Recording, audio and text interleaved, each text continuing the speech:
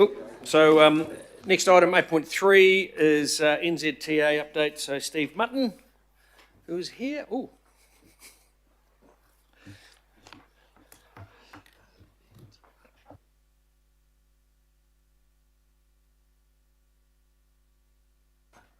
Good morning. Good morning, Chair. I'll just introduce to you Catherine King, Regional Manager, System Design as well. Yep, fire away. Just maybe bring the microphones a little bit closer where it's a little bit quiet this morning. Great, thank you. Thank you very much for the time this morning. It's good to see everyone again, and those of you who have joined as a councillor, welcome. NZTA's focus on a transport network that delivers for people, places in Auckland, and a network that keeps our city's growth, enables people and freight to move around efficiently, quickly and safely. So today, Catherine and myself are going to share with you how NZTA is turning that strategy into action, and we're going to focus on 3 cornerstone projects today. We're going to talk about the Auckland Motorway Strategic Plan, we're going to talk about Mill Road and also East-West Link. We're going to take the presentation as read, so we're just going to provide a quick summary for you all, and then we'll pass it back to you, Chair, for questions. So Auckland's motorway network is the backbone of the city's movement. You know, we all know that the motorway network's under pressure. We're all seeing the rising congestion, the unpredictable delays and unreliable travel is increasing. The challenges are really clear. Our network is struggling to meet the expectations of all Aucklanders, and disruptions are having a much bigger impact than we've seen in the past. So what we're looking at is around, we've recognised these challenges. So NZTA is developing the Auckland Motorway Strategic Plan, which is a long-term roadmap for the next 10 to 30 years. This isn't about building more roads. What we're going to be doing is making smarter use of those existing corridors and what we have. We're going to be targeting those improvements which have the biggest difference. The plan draws on strategies that are already under place. We're using the national strategies and also regional strategies to make sure aligned with Auckland's broader vision. We're also looking at short-term, medium-term and long-term interventions to ensure that the motorway network can support Auckland's growth and prosperity. So the plan that we're developing is really clear. It's around optimising the existing network, which is about getting the most of our existing assets and corridors. We're going to target capacity increases where they're truly needed, and we're also going to integrate improvements across the wider transport corridor, recognising that the motorway is just only one piece of the transport puzzle in Auckland.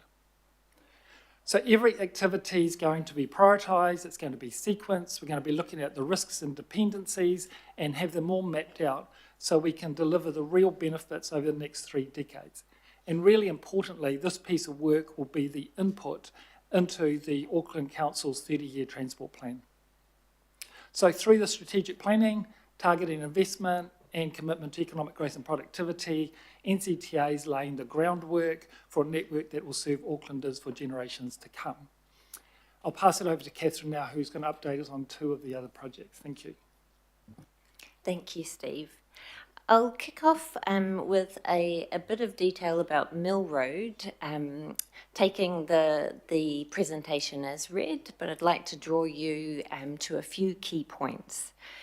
The primary objective of the Mill Road project is to support the really rapid growth that is occurring across South Auckland and to provide network resilience across the broader South Auckland area. We're proposing to deliver the project in stages, starting from Manukau and connecting down to Alfriston in the first stage that we're prioritising. This investment will make it safer, easier and faster for people to access Manukau. We're working towards lodging our fast-track application and have a really significant amount of engagement underway. We're hearing from people that they want the project to happen faster, and we're hearing and receiving quite a bit of useful feedback about local issues that we need to work on to improve the project design for local people. We're getting on with the design to prepare for construction once funding is confirmed by the government.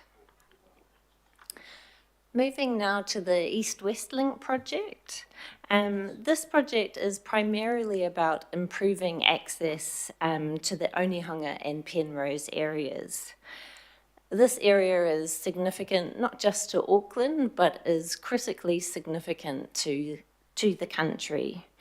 It holds 11% of Auckland's employment, is the third largest port in New Zealand, and the investment that we're proposing to make is there to support the 30% of employment growth that's projected across the area.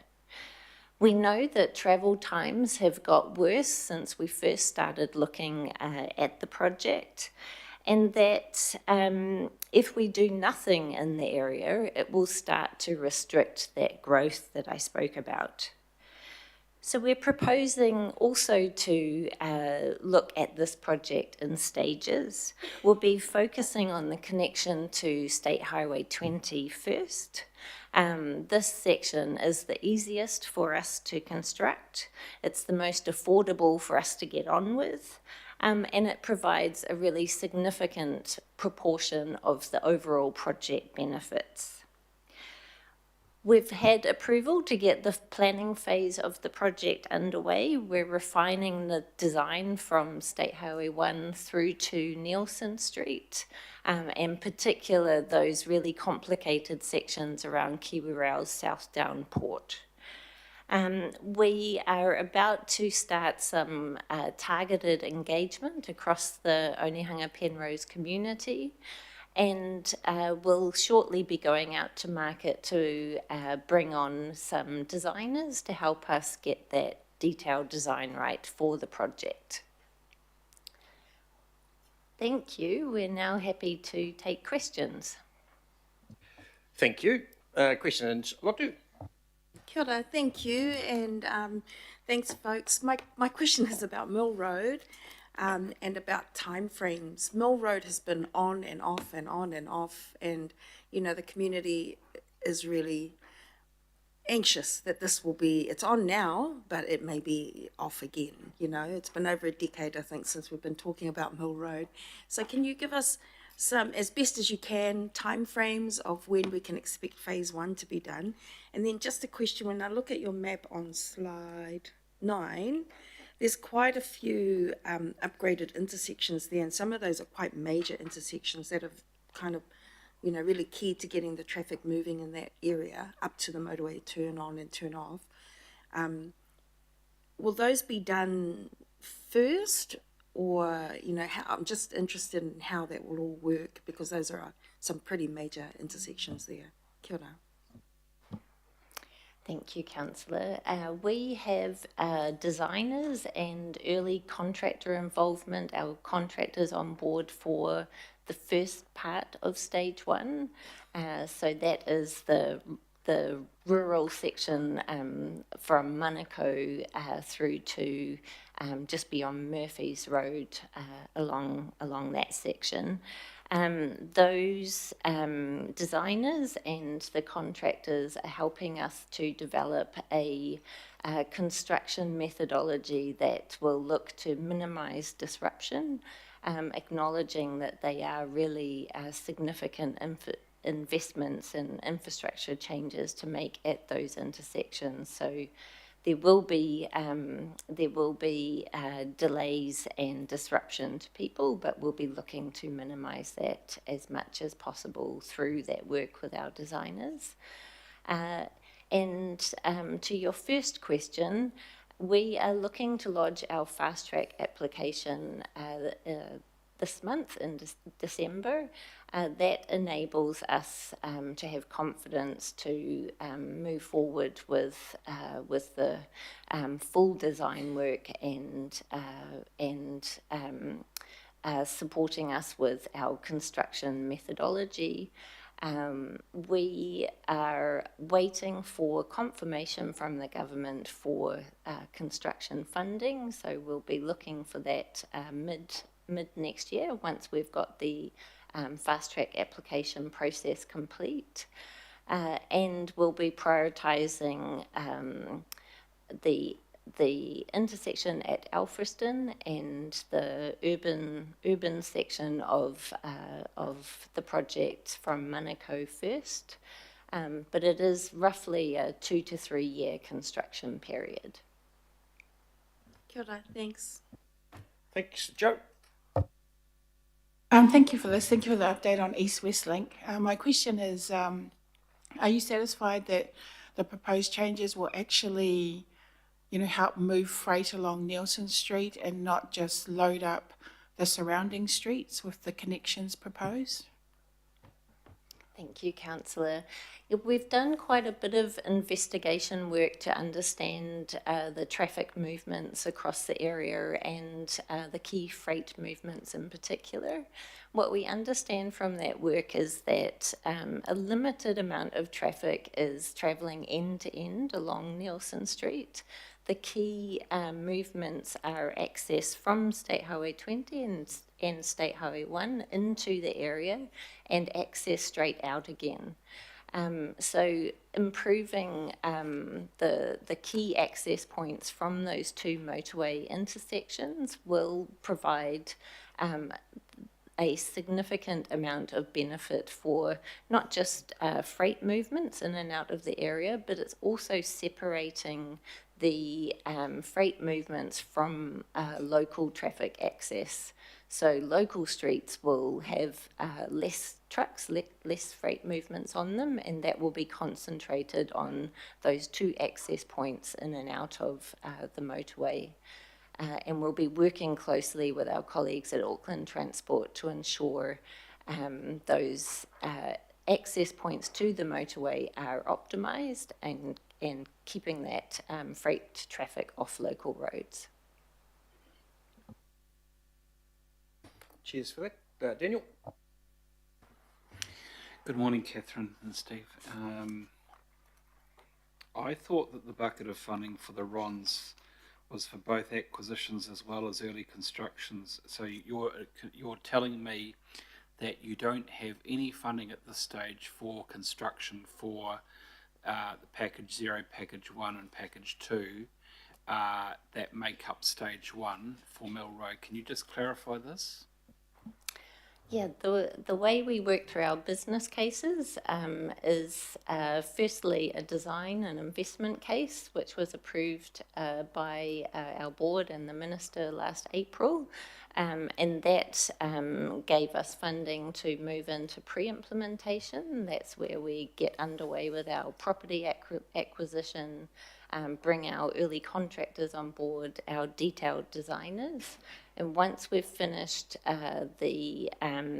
this phase and have a business case to put to our board mid next year or so, once we have the all of the consents complete, that will be our application to our board to release construction funding. So we work through in this 3 phases. Okay, you'll note the strong level of support from around this table for this, so that's great. The next question, with relation to the, you've moved to the application for the NOR for Stage 2, Takanini through to Papakura Clevedon Road, I think it finishes. So beyond the lodgement for the NOR, are you able to use the current RONs bucket for acquisitions within that particular corridor if you have willing sellers? And if so, have you done any of that? So we have had 2 phases of route protection underway for the section from Alfriston to Drury. The first section was to support us to have a really clear understanding of the route we needed that was impacted by developers around Alfriston. We've now bought on, or we're just about to go out to market for support for the full notice of requirement from Alfriston all the way down to Drury.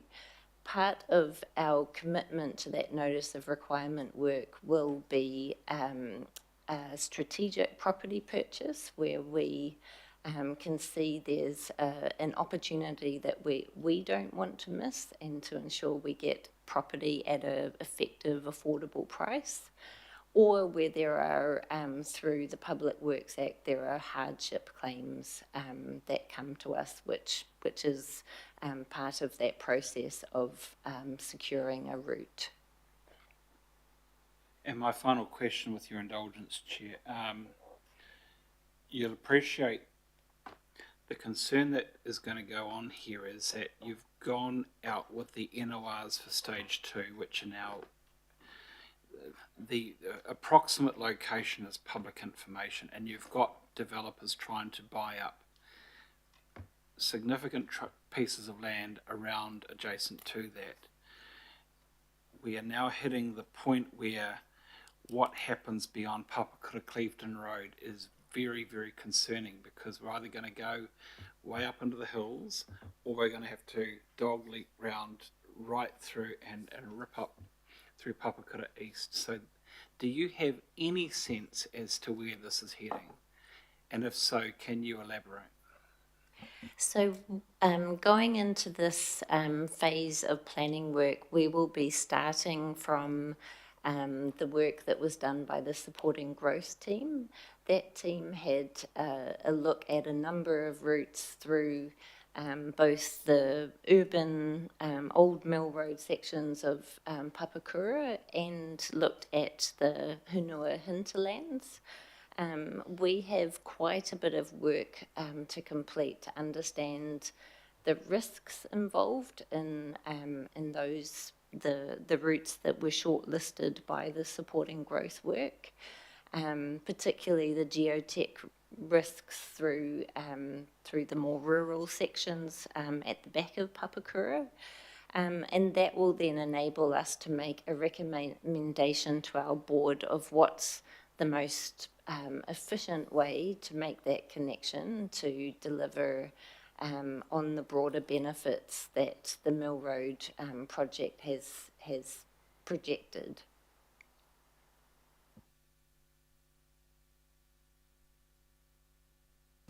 Okay, no further questions, so you can move back. Catherine, Steve, thank you very much. Mover and seconder. Thank you, Alf, seconder. Thanks, Greg. Okay, any discussion? Daniel? Chair, I'm really supportive of this work taking place, but I do get a bit anxious about the lag here on the construction timeframe, not so much because of the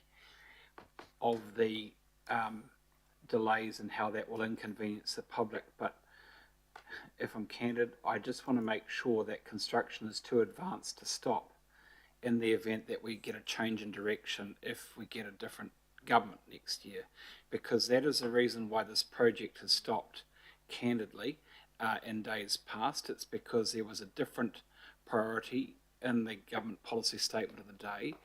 I agree that Mill Road needs to go ahead, and I think that a lot of people from the south agree that, but I do hope that the officials from NZTA actually get on with spades in the ground for stage 1 at least, as well as working expeditiously to get the stage 2 and the stage 3 notices of requirement underway as quickly as possible, so as to give certainty to those poor property owners there. Because if somebody out there wishes to go because they've got a paper highway through their back property, then I would like them to be bought out as soon as possible. And that was the reason for the legislation that's been fast-tracked through the Parliament, actually. So I know that Steve and Catherine will be listening to this and very aware of this issue, but that is the primary concern at the moment. It's a changing political landscape around what people think of the RONs and in particular Mill Road. Thank you. Any other comments? Yeah, Lottie? Yeah, kia ora, Chair. As you know, I'm on a different, on the different side of the political spectrum from Councillor Newman. Well, not that different, no, but we're both South Aucklanders. Yeah, so I hear that frustration from people all the time. I live right there at the start of phase 1, where that work is being proposed, right in that Manukau central area. And when you leave the courts, the Manukau court, no joke, if you leave at 3 o'clock, you're not going to get to the top of Redoubt Road for another 30 minutes if you're lucky. You know, it's crazy at the moment. So this work is really needed. The people of South Auckland have been asking for it for some time now, and I'm hoping that whoever is listening into this meeting will hear that from all stripes in the House. So I'm really supportive of the work, NZTA, and will be pushing from my end as well that it does go ahead, regardless of what happens next year after the election. Kia ora. Thank you. Any other comments?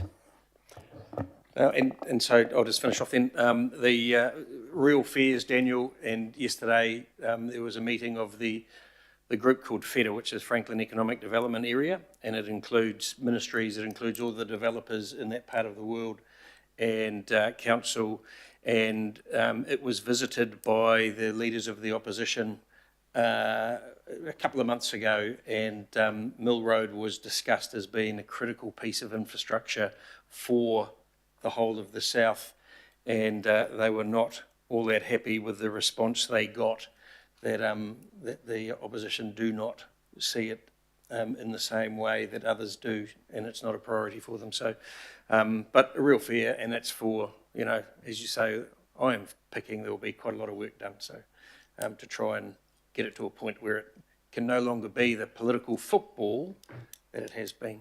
So all that done and dusted, it's been moved and seconded, so those in favour say aye, and against carried. Next up.